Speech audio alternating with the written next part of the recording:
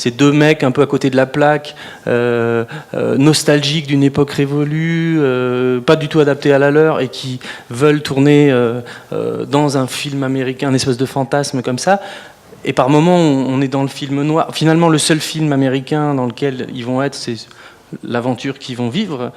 Et donc, il y a eu une espèce de truc initiatique, un peu comme les personnages, quoi, à travers l'Europe, essayer de trouver notre voie, nous Français, admirant un cinéma qui n'est pas forcément, quoi, qui n'est pas que français, et voir comment on peut, qu'est-ce qui se passe quand deux petits Français se barrent et vont sur les traces de gens qu'ils ont admirés, et puis qu'est-ce que ça donne comme film, quoi. On voulait des cadres simples, des mouvements très légers, et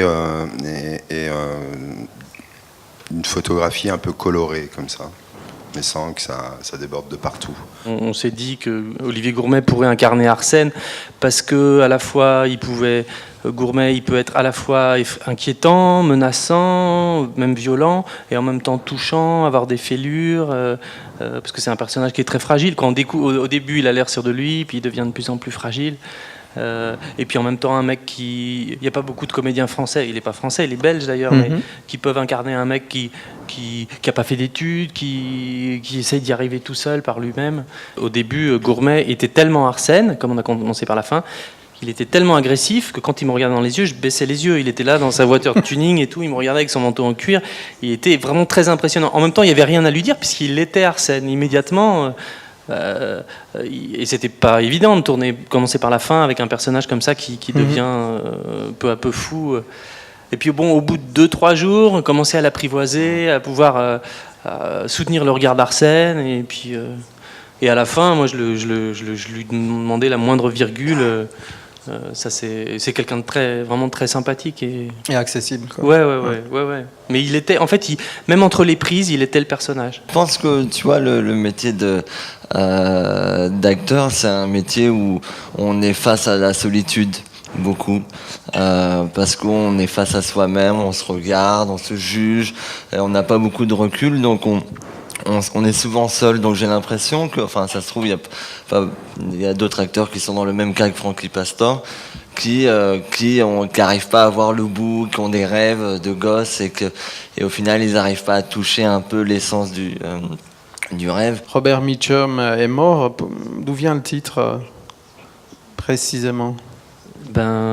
Qui l'a trouvé des Fred deux? disait que c'est moi qui ai trouvé le titre. On a fait des pages et des pages de titres. C'est difficile de trouver un titre.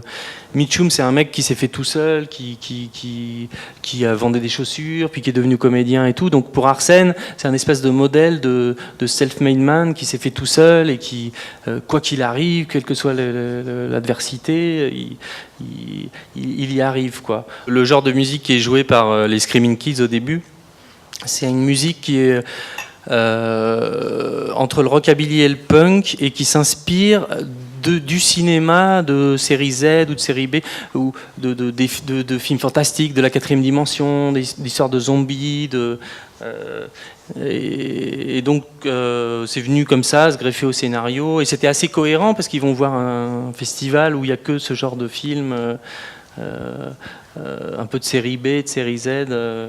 On espère vraiment que ce film connaisse une belle carrière, parce que il a un ton et un registre qui n'appartient qu'à lui. Et je pense que c'est du vrai beau cinéma. Et il me semble aussi ce que vous laissez transparaître, c'est un certain amour du cinéma, puis c'est assez rare de nos jours. Et le film, me semble-t-il, restitue bien cette passion ou cette volonté, en tout cas, de s'inscrire en dehors des modèles un petit peu dominants. C'est vraiment chouette, quoi. Je pense que c'est un film que soit on est indifférent ou on s'emmerde, soit on l'aime beaucoup, soit on l'aime pas, mais les gens qui l'aiment bien, quoi. Voilà.